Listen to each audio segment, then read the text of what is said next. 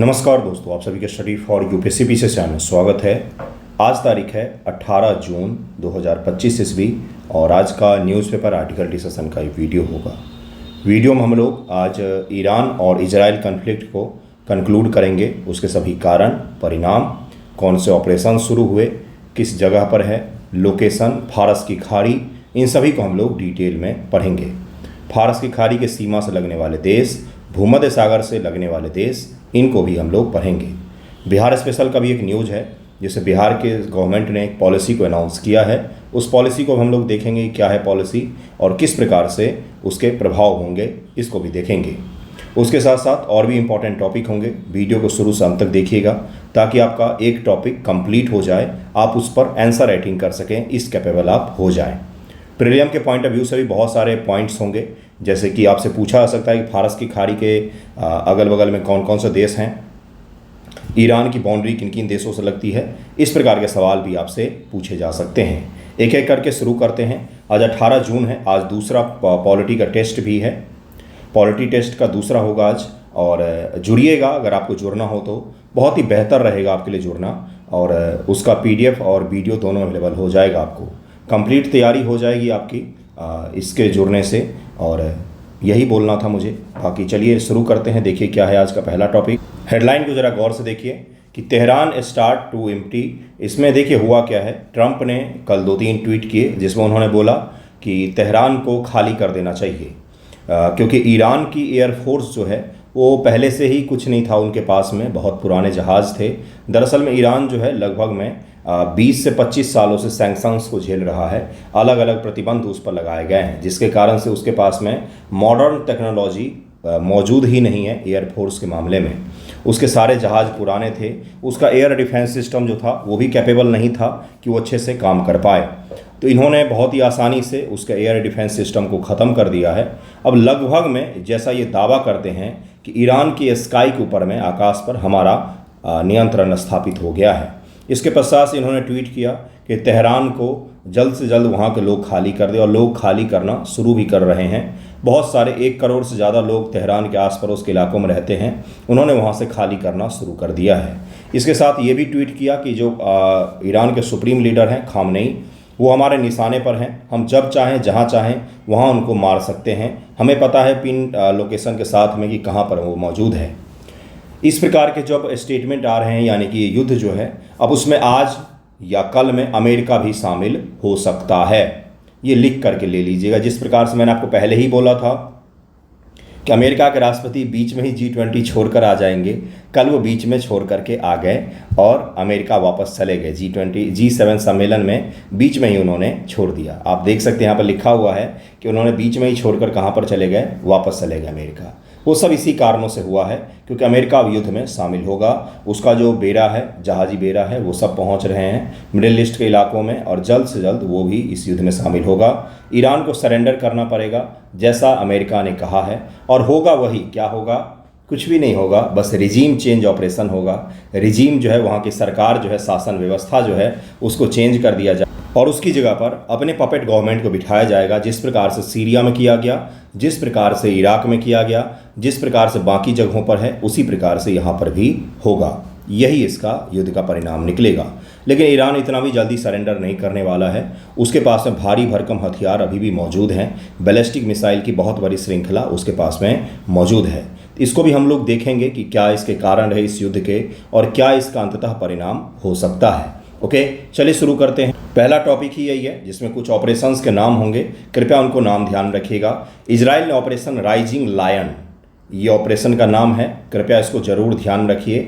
बहुत ज़्यादा इंपॉर्टेंट है, बहुत ही ज़्यादा इंपॉर्टेंट है। ये आपसे पूछा जा सकता है। ईरान के परमाणु और सैन्य स्थलों पर हवाई हमले एवं ड्रोन हमले किए, जिसमें तेहरान नतांज यूरेनियम संवर्धन सुविधा, ये पूछा जा सकता है कहाँ पर है ये न्यूक्लियर इनरिचमेंट फैसिलिटी, ये कहाँ पर था? नतांज, कहाँ? ईरान में। एवं परमाणु अनुसंधान केंद्र तबरीज, ये भी तबरीज नामक जगह हाल ही में चर्चा में था। नतांज नामक जगह हाल ही में चर्चा में था। ये किस देश में मौजूद हैं? ईरान में मौजूद है। यहाँ पर इजराइल क्लेम करता है कि उसके न्यूक्लियर फैसिलिटी हैं ईरान के, इसीलिए उसने ऐसी जगहों पर बम गिराए हैं। ये भी ध्यान रखिएगा, ये प्रीलिम एग्जाम का सवाल है। में 2 सैन्य अड्डों तथा केरमन शाह में एक भूमिगत मिसाइल भंडारण स्थल शामिल थे ताकि ईरान को परमाणु हथियार बनाने से रोका जा सके। इन सभी जगहों पर उसने अटैक किया था। अमेरिका को अब क्यों सम्मिलित होना पड़ेगा युद्ध में? क्योंकि ईरान की अब जो भी हथियारों की फैसिलिटी है वो ज़मीन के अंदर इतने गहरे बंकर बना करके रखे हुए हैं कि उसको भेदने के लिए विशेष प्रकार के भारी भरकर बॉम्ब चाहिए जो बंकर तोड़ सकें। इस प्रकार के बॉम्ब जो हैं वो अमेरिका के पास ही मौजूद हैं और उस बम गिराने की कैपेसिटी के लिए जो जहाज़ चाहिए बड़े वाले बॉम्बिंग वाले वो भी अमेरिका के पास ही मौजूद हैं। वैसे भी इजराइल का अच्छा खासा नुकसान पहुंचा चुका है ईरान।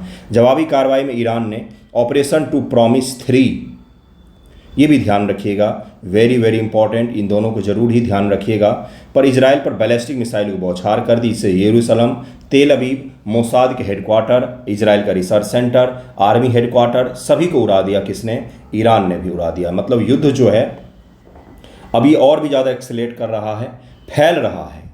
चीन और रूस ने ईरान को अपनी बैकिंग दी है। उसने बोला है कि हम आपकी मदद कर सकते हैं और अमेरिका अगर खुल कर के इस जंग में आता है तो ये जंग बहुत ही विस्तारित हो सकता है, बहुत ज़्यादा फैल सकता है। हालांकि ईरान के पास में उतना ज़्यादा स्ट्रेटजिक मजबूती नहीं है, इकॉनमी भी उतनी मजबूत नहीं है और ना ही हथियार उतने ज़्यादा हैं कि वो अमेरिका का सामना कर सके, क्योंकि सैंक्शन लगे हुए हैं उस पर 20-25 सालों से।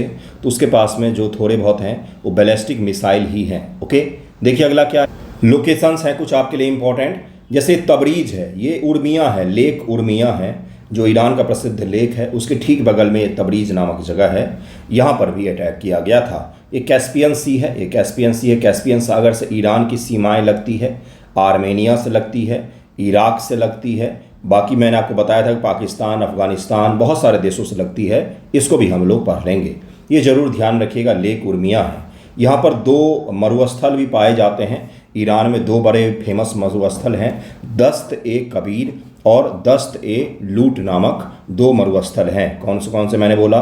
दस्त-ए-कबीर, कबीर बिल्कुल सही, कबीरदास वाला कबीर, और दस्त-ए-लूट, ये 2 जो हैं ये यहाँ पर आपको मरुस्थल भी देखने को मिलते हैं। 2 बड़े फेमस मरुस्थल हैं और यहाँ पर आपको एक लेक बड़ा सा दिखता है, लेक उर्मिया जिसको कहा जाता है। ओके, अब इसके कारणों को ज़रा समझते हैं कि इस कन्फ्लिक्ट का कारण क्या है। वैसे मुख्य कारण जो है, जो मैंने आपको समझा ही दिया है, रिजीम चेंज करना है ईरान में, और कोई बड़ा कारण नहीं है।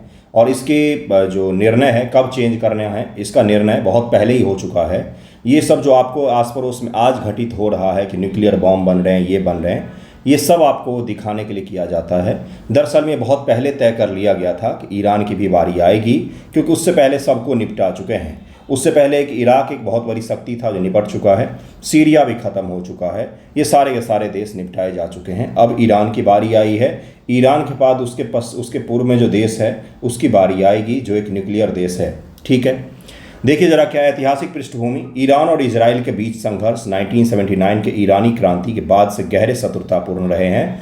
उससे पहले जो पहलवी का था, शाह पहलवी के शासन था, वो अमेरिका का पपेट माना जाता था और ईरान काफ़ी लिबरल हुआ करता था।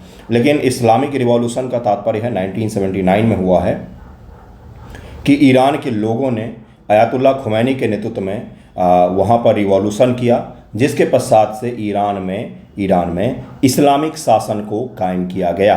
ठीक है, जिससे ईरान को शाह के अधीन इजराइल के करीबी सहयोगी से बदल करके एक इस्लामी गणराज्य बना दिया गया, जो यहूदी राज्य के प्रति खुले तौर पर विरोधी है और यहूदियों को ख़त्म करना चाहता है, यहूदी राज्य को ख़त्म करना चाहता है। जो इजराइल है वो यहूदियों का राज्य है, स्टेट है, उसको ख़त्म करना चाहता है। धार्मिक और वैचारिक विभाजन है। शिया इस्लामिक सिद्धांतों द्वारा शासित ईरान और मुख्यतः यहूदी राज्य इजराइल धार्मिक और वैचारिक मतभेदों के कारण से विभाजित हैं। इन मूलभूत मतभेदों ने दशकों से परस्पर अविश्वास और शत्रुता को बढ़ावा दिया है। धार्मिक स्तर पर इनका कॉन्फ्लिक्ट है और एग्जिस्टेंशियल क्राइसिस है, मतलब कि हम दोनों एक साथ रह ही नहीं सकते हैं, इस प्रकार का इनका संबंध है। इजराइल विरोधी समूहों को ईरान का समर्थन रहा है हमेशा, जैसे हिजबुल्ला, जैसे आपको सारे के सारे संगठन जो आपने पढ़े हैं, जैसे हमास के बारे में मैंने बताया था, हिजबुल्ला के बारे में मैंने बताया है, हूती विद्रोही हो गए, ये सब के सब ईरान समर्थित प्रॉक्सी ग्रुप हैं जो इजराइल और उसके एसेट्स या अमेरिका को नुकसान पहुंचाने का काम करते हैं। आपको आंसर राइटिंग में लिखना पड़ेगा ये सब चीज़ें, इसीलिए मैं बार बार पढ़ा रहा हूँ। इजराइल विरोधी समूहों को ईरान का समर्थन, ईरान फिलिस्तीन मुद्दों का कट्टर समर्थक रहा है। हमास तथा हिजबुल्लाह जैसे संगठनों की खुल करके सहायता करता है, सभी दृष्टिकोण से, हथियार से, पैसा से, हर चीज़ से सहायता करता है। और अब ऐसा समय आ गया है कि जब ईरान के ऊपर में अटैक किया है इजराइल ने डायरेक्टली, तो ईरान ने कहा कि हिजबुल्लाह से कि आप अटैक करो इजराइल के ऊपर में। हिजबुल्लाह ने अटैक करने से मना कर दिया, क्योंकि उसका जो पूरा लीडरशिप था जिसको ईरान समर्थन देता था, उसको इजराइल पहले ही मार चुका है। अब उसमें इतनी ताकत ही नहीं बची कि वो इजराइल पर में अटैक कर सके। यह प्रतिद्वंद्विता ईरान द्वारा समर्थित बलों जैसे लेबनान में हिजबुल्लाह, इराक में शिया मिलिशिया के साथ छद्म संघर्षों के माध्यम से सामने आती रही है, जिन्हें इजराइल अपनी सुरक्षा के लिए प्रत्यक्ष तौर पर खतरे के रूप में देखता है। इजराइल के विनाश के लिए ईरान के मुखर आह्वान ने तनाव को और भी ज़्यादा बढ़ा दिया है। भू राजनीतिक प्रतिस्पर्धा भी है। ईरान और इजराइल सीरियाई गृहयुद्ध तथा यमन संकट जैसे संघर्षों में विरोधी हितों के साथ क्षेत्रीय प्रभुत्व के लिए भी संघर्ष में उलझे हुए हैं। इसके साथ साथ जो सबसे बड़ा कारण एक माना जाता है वह है कि ईरान की परमाणु महत्वाकांक्षाएं। ईरान का परमाणु महत्वाकांक्षा है, जिसके कारण से इजराइल ने उस पर और अमेरिका ने हमेशा ही उस पर दबाव बनाया है और अब तो अटैक भी कर दिया। नहीं, समझिएगा, ईरान को कोई मैं समर्थक नहीं हूँ ईरान का, न ही इजराइल का हूँ। मुझे अपने देश के अलावा किसी से मतलब नहीं, कोई लड़मटे हमें क्या। मैं आपको समझाता हूँ कुछ चीज़ें। ईरान ने कोई परमाणु बम ऐसे ही नहीं बनाया। उसके पड़ोस में एक देश इराक था जिसमें शासक था सद्दाम हुसैन।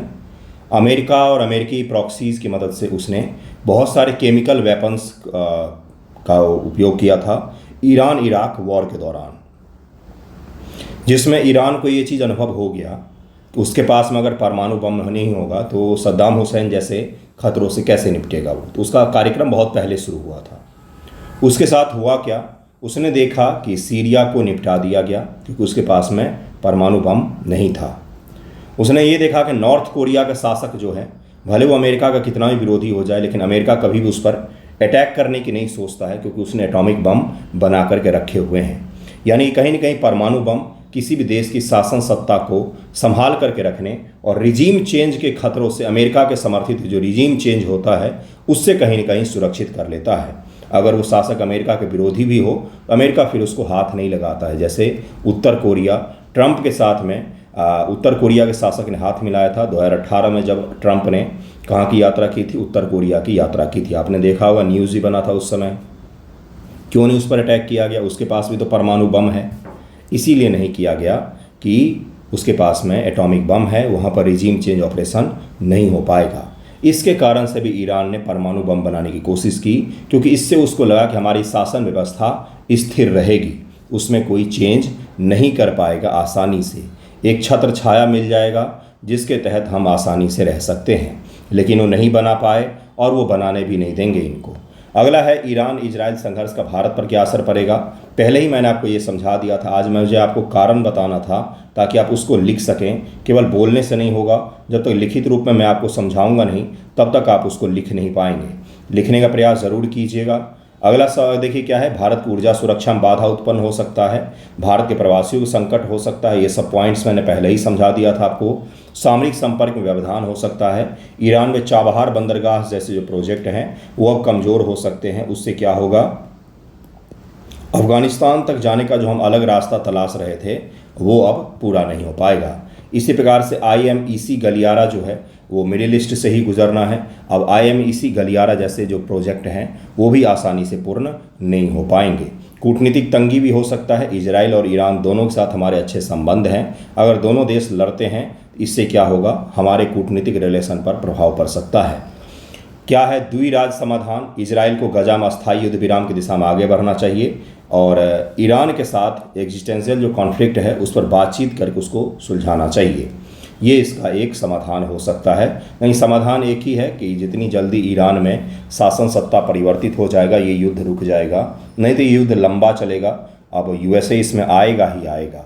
संवाद और कूटनीति, ईरान और इजराइल के प्रत्यक्ष वार्ता अगर हो जाए, जैसे भारत के साथ दोनों के अच्छे संबंध हैं, जैसे रूस के साथ भी संबंध ठीक ठाक हैं दोनों के, चीन के साथ भी संबंध हैं, तो अगर ऐसी जगहों पर बातचीत हो जाए इनके बीच में तो मान सकते हैं कि युद्ध रुक सकता है।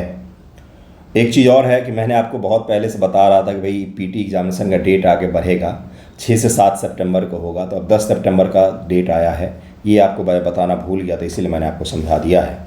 परमाणु प्रसार से निपटारा, अगर ईरान ये प्रॉमिस कर लेता है कि मैं परमाणु बम नहीं बनाऊंगा, तो भी ये युद्ध हो सकता है कि रुक जाए। हम जो बात कर रहे हैं ना कि ये हो जाएगा तो रुक जाएगा, एक कारण से मात्र रुक सकता है। ईरान में जितनी जल्दी शासन परिवर्तन हो जाएगा ये युद्ध रुक जाएगा, नहीं तो ये युद्ध नहीं रुकने वाला है। भले हम कोई भी कारण लिखने के लिए पढ़ लें, लिखने के लिए तो आपको बताना ही पड़ेगा कि भाई ये सब समाधान हो सकता है, लिखने के लिए बताना पड़ेगा, लेकिन वास्तविक तौर पर ये समाधान नहीं है। वास्तविक तौर पर वही है जिस उद्देश्य के लिए युद्ध लड़ा जा रहा है कि जितनी जल्दी ईरान जो है वो सरेंडर करके वहाँ पर शासन सत्ता परिवर्तित हो जाएगा, ईरान में इजराइल और अमेरिका फ्रेंडली गवर्नमेंट आ जाएगी, उतना ही जल्दी यहाँ पर युद्ध रुक जाएगा। ठीक है, परमाणु प्रसार से निपटारा कर सकता है। अगर ईरान बोले कि हम परमाणु बम नहीं बनाएंगे तो भी ये युद्ध रुक सकता है। क्षेत्रीय सहयोग को सुदृढ़ करना, ईरान और इजराइल के बीच में क्षेत्रीय मंच जैसे कि जीसीसी में सहयोग को प्रोत्साहित करके हम इस युद्ध में बातचीत की दिशा में बढ़ सकते हैं। नेक्स्ट जो हम लोग करने वाले हैं वो है फारस की खाड़ी को ज़रा डिटेल में समझेंगे, क्योंकि अब इस युद्ध का जो अगला चरण होगा वो होगा कि ईरान बोलेगा कि हम हॉर्मुज जो है इसको बंद कर रहे हैं। स्टेट जो है हॉर्मुज स्टेट, हॉर्मुज जल संधि जो है, हॉर्मुज जो है उसको हम बंद कर रहे हैं। इससे क्या होगा, पूरे दुनिया पर में दबाव बनेगा, इंक्लूडिंग भारत, चीन, बड़े बड़े जो भी देश हैं, जापान हो गया, क्योंकि सभी के तेल यहाँ से गुजरते हैं, वो सभी फिर युद्ध बंद करने के लिए दबाव बना सकते हैं। अगला कदम इस युद्ध में यही होने वाला है।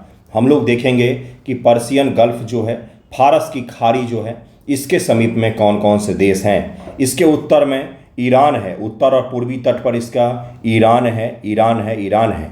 उसके बाद से आपको येलो कलर में इराक दिख रहा है, ये इराक भी पर्शियन गल्फ के समीप में स्थित है, यहाँ से इसकी बाउंड्री लगती है। उसके बाद से आपको कुवैत दिखेगा, सबसे बड़ा देश यहाँ पर सऊदी अरब भी है। उसके अलावा यहाँ पर कतर दिखेगा आपको और यूएई दिखेगा आपको। ये सारे तेल वाले देश हैं, सब के सब तेल वाले देश हैं। अगर ये हॉर्मुज जल संधि को बंद कर देता है ईरान, तो पूरे दुनिया के लिए व्यापार व्यवस्था में ऊर्जा संकट क्रिएट हो सकता है, तेल के दाम अत्यधिक बढ़ सकते हैं, और इसी का तो सारा युद्ध ही है।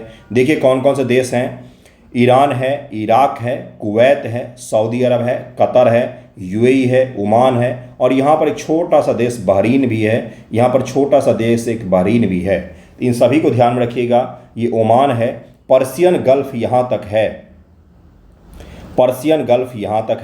उसके बाद से गल्फ ऑफ ओमान है, जो यह हॉर्मुज जल संधि है वो पर्शियन गल्फ और गल्फ ऑफ ओमान को कनेक्ट करने का काम करती है। अलग किसको करती है, तो ईरान को और ओमान यूएई का जो लैंड एरिया है उसको अलग करती है। एक जल संधि दो स्थलों को अलग करती है और दो जल राशियों को जोड़ने का काम करती है, ये भी ध्यान रखिएगा। तो गल्फ ऑफ ओमान और फारस की खाड़ी को जोड़ने का काम करती है हॉर्मुज की जल संधि, और अलग किसको करती है, तो ईरान को अरेबियन प्रायद्वीप से। अरेबियन प्रायद्वीप क्यों कहा जाता है, क्योंकि तीन तरफ इसके पानी है, अरेबियन प्रायद्वीप से अलग करती है, ये भी ध्यान में रखिएगा कृपया करके। इसको कहा जाता है बाब अल मांडेब, ये बाब अल मांडेब है, ये हॉर्मुज की जल संधि है जो अब संकट में पड़ा हुआ है। इसको ज़रूर ही ध्यान रखिएगा कि कौन कौन से इसके बगल में देश हैं, तो ईरान है, इराक है, कुवैत है, सऊदी अरब है, कतर है, यूएई है, ओमान है और बहरीन देश है। इन सभी देशों में, ईरान इराक में तो कम लोग रहते हैं, बाकी इन सभी देशों में भारतीय लोग भरे पड़े हैं। ईरान में भी भारतीय हैं, वो भी अब आर्मेनिया बॉर्डर की तरफ में जा रहे हैं, आर्मेनियाई बॉर्डर की तरफ में जा रहे हैं, ताकि आर्मेनिया से उनको रेस्क्यू किया जा सके, ये भी ध्यान में रखिएगा। नेक्स्ट जो है वो है भूमध्य सागर, ये भी तनाव में है। यहाँ पर ये इजराइल है, इसका एक छोटा सा पोर्ट टाउन है जिसको हाइफा कहा जाता है। हाइफा शहर को ऑटोमन साम्राज्य से प्रथम विश्व युद्ध में अलग करने में भारतीय सैनिकों का बहुत बड़ा योगदान माना जाता है। भारतीय सैनिक उस समय ब्रिटेन की तरफ से लड़ रहे थे। करीब में 15 लाख भारतीय सैनिकों ने दोनों विश्व युद्ध मिलाकर के अपने योगदान दिए हैं। आज भारत की आर्म फोर्सेज की जो संख्या है वो करीब में 20 से 25 लाख के आसपास में जाती है।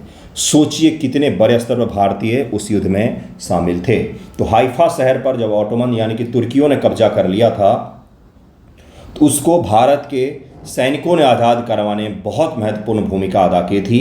इसलिए हाइफा और इजराइल के टेक्स्ट बुकों में बच्चों की जो किताबें होती उसमें भारतीय सैनिकों की बहादुरी के किस्से बताए जाते हैं। बहुत बहादुरी से लड़े थे। दिल्ली में 3 मूर्ति चौक के पास में हाइफा चौक भी बनाया गया है भारत और इजराइल के संबंधों को दिखाने के लिए। पहले उसका 3 मूर्ति नाम था क्योंकि जिन 3 रियासतों ने भाग लिया था उन तीनों के मैं नाम भी बताऊंगा। उन 3 रियासतों के सैनिकों के वहाँ पर मूर्तियाँ लगी हुई हैं और प्रधानमंत्री नेहरू का आवास हुआ करता था 3 मूर्ति भवन, उसी के सामने बड़ा सा चौक है जिसको हाइफा चौक नाम दे दिया गया। उन 3 रियासतों के सैनिकों ने बहुत बहादुरी से लड़ करके हाइफा शहर को तुर्कियों से अलग किया था, मतलब उनके विजित क्षेत्र से जीत करके ब्रिटेन को दिया था। ब्रिटेन ने बाद में इसको इजराइल को दे दिया था। तो हाइफा शहर बहुत महत्वपूर्ण शहर है, भूमध्य सागर के समीप में ही है। भूमध्य सागर के चारों तरफ जो स्थित देश हैं उनके बारे में हम लोग पढ़ेंगे।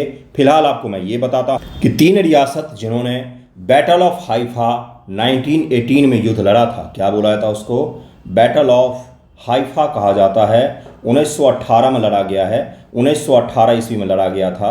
ठाकुर दलपत सिंह, इनको हीरो ऑफ हाइफा कहा जाता है। ठाकुर दलपत सिंह को हीरो ऑफ हाइफा कहा जाता है क्योंकि इन्होंने वहाँ पर पराजित करने में सबसे महत्वपूर्ण भूमिका अदा की थी। 3 रियासत जिन्होंने भाग लिया था इस युद्ध में और उसके सैनिकों ने धूल चटा दी थी, उनका क्या क्या नाम है उन तीनों रियासतों का। एक थे वहाँ पर कौन, एक था जोधपुर, दूसरा हैदराबाद, तीसरा मैसूर। इन 3 रियासतों के सैनिकों ने भाग लिया था बैटल ऑफ हाइफा में और हाइफा शहर को आज़ाद किया था। ये भी ध्यान रखिएगा। ठाकुर दलपत सिंह का नाम रखिएगा, नाम याद रखिएगा, जिनको हीरो ऑफ हाइफा के नाम से जाना जाता है। ठीक है, तो हाइफा पर अटैक किया ईरान ने और हाइफा में वर्तमान में अडानी के भी पोर्ट हैं। अपने भारत के लोग इतने निरा मूर्ख कि वो समझते हैं कि अडानी के पोर्ट पर हमला हो गया तो मोदी जी को नुकसान हो जाएगा। इतने मूर्ख हैं आप कि क्या बताओ जाए आपको, कि समझिएगा कि वो अडानी का पोर्ट नहीं, किसी भारतीय का इन्वेस्टमेंट है। अगर उसको नुकसान पहुंचता है तो भारत को नुकसान पहुंचता है। अडानी अंबानी से देश में लड़ लीजिए जितना लड़ना है, वो दुनिया में कहीं पर कोई प्रोजेक्ट लगा रहे हैं उससे भारत का ही नाम आगे होता है, उसमें कोई किसी पार्टी पॉलिटिक्स का नाम नहीं आगे जाता है। कल एक स्टूडेंट ने कमेंट किया था वीडियो पर में ही कि बड़े लोग इकट्ठे हो रहे हैं G7 में, इसीलिए मोदी जी को बुलाया कि मोदी जी चाय अच्छा बनाते हैं। सोचिए आपकी IQ लेवल कितना कम है, कितना आप वाहियात सोचते हैं। वहाँ पर मोदी जी को नहीं बुलाया गया है, भारत के प्रधानमंत्री को बुलाया गया है। और अपने प्रधानमंत्री का इस खराब शब्द के साथ अगर आप अपमान कर रहे हैं तो आपकी सोच तो फिर गंदगी भरी हुई है, उसका फिर कोई सुधार नहीं हो सकता है उसमें। ठीक है, चलिए देखिए, भौगोलिक दृष्टि से भूमध्य सागर एक प्रमुख जलाशय है जो यूरोप, अफ्रीका और एशिया को जोड़ता है। यह सागर अपनी ऐतिहासिक, सांस्कृतिक व आर्थिक महत्व के लिए जाना जाता है। नीचे भूमध्य सागर के बारे में यहाँ पर जानकारी आपको दी गई है। भूमध्य सागर यूरोप के दक्षिण, अफ्रीका के उत्तर और दक्षिण के देखिए एशिया के दक्षिण पश्चिम भागों को जोड़ता है। ये यूरोप है, ये एशिया है, ये अफ्रीका है, इन सभी को जोड़ने का काम करती है भूमध्य सागर। स्थल व सीमाओं को देखेंगे हम लोग जरा। किनारे पर स्थित देश हैं, कुल 21 देश इसके किनारे पर स्थित देश हैं। ठीक है, जो 3 महाद्वीपों से बिलोंग करते हैं, यूरोप, एशिया और अफ्रीका। यूरोप का स्पेन, सबसे पहले देखिए इस प्रकार से जाएंगे हम लोग, ये हैं सारे देश हैं, ये हैं सारे देश, ये यूरोप के हैं। स्पेन यहाँ से शुरू कर रहे हैं हम लोग। फिर फ्रांस है, कोट डिजूर और कॉर्सिका द्वीप है उसका। मोनाको, इटली, सिसिली और सार्डिनिया द्वीप भी है इसमें शामिल। माल्टा, स्लोवेनिया, क्रोएशिया, बोस्निया व हर्जेगोविना नाम है इसका। मॉन्टेनेग्रो, अल्बानिया, ग्रीस, साइप्रस व तुर्की, ये सारे के सारे यूरोप और एशिया से लगने वाले कुछ देश थे। अगला है अफ्रीका। एशिया, तुर्की, यूरोप और एशिया दोनों में आते, इसलिए तुर्की का यहाँ पर नाम है। मोरक्को, अल्जीरिया, ट्यूनीसिया, लीबिया और मिस्र जो हैं, ये सारे के सारे देश अफ्रीका के हैं। यहाँ से शुरू करेंगे तो ऐसे ये सारे देश आते हैं। एशिया से लगने वाले देश हैं सीरिया, लेबनान, इजराइल, फिलिस्तीन और तुर्की। ये एशिया से लगने वाले देश हैं जिनकी सीमाएं भूमध्य सागर से लगती है, इसको जरूर ही ध्यान रखिएगा। अगला टॉपिक है बिहार जैव ईंधन उत्पादन संवर्धन संशोधन नीति 2025। जिसमें बिहार सरकार ने अपने नीति घोषणा की है। बिहार सरकार निजी क्षेत्र को अधिक भागीदारी प्रोत्साहित करने के लिए जो उसका जैव ईंधन नीति है उसको संशोधित करते हुए पेश किया है, 2025 ईस्वी में पेश किया गया है। संशोधित नीति का उद्देश्य क्या होगा? तो जैव उत्पादन में, जैव ईंधन के उत्पादन में बढ़ावा देना, यही होगा, वृद्धि करना, नवीकरणीय ऊर्जा को और भी ज़्यादा बढ़ाना, यही इसका लक्ष्य होगा।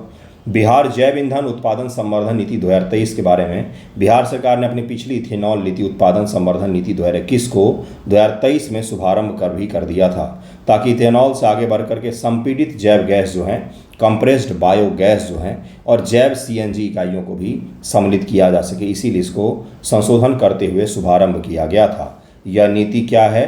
तो कृषि के अवशेष, पशुओं के गोबर व अपशिष्ट का उपयोग करते हुए जैव ईंधन के उत्पादन को बढ़ाना है, यही इसका उद्देश्य था। किसानों की आय भी बढ़ जाएगी और रोजगार भी सृजित हो सकता है।